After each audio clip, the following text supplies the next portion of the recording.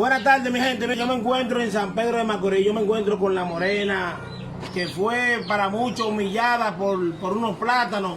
Otro que fue una ladrona. Y a mí, porque me humillan porque yo la estoy ayudando a ella. Sí, claro. Yo vine aquí a traerle esta estufa. Vine aquí a traerle esta nevera nueva. Y vine aquí a traerle esta cama. Y también su casa se le está pintando. Se le está pintando su casa y se le está acondicionando.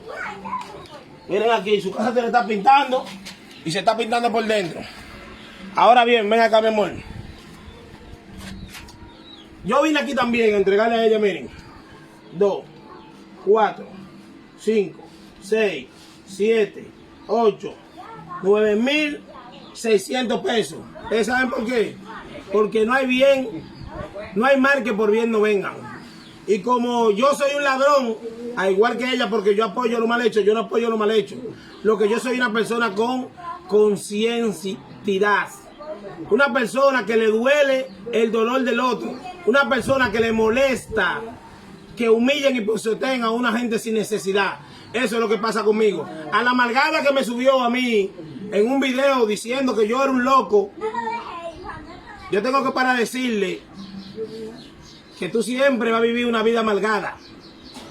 Y lo que tú quieras hacer, yo le voy a decir a los haitianos que te prendan 7 velones al revés, para que sea el diablo, que le vendan el alma tuya al diablo, Dios me perdone, para que tú nunca seas nada, porque tú siempre vas a ser una basura de mujer. No le digo más nada, esta es la página del que no se queda callado, ayudando a los más necesitados. Sigan esta página, que esto es un bien sin mirar aquí en ese milema.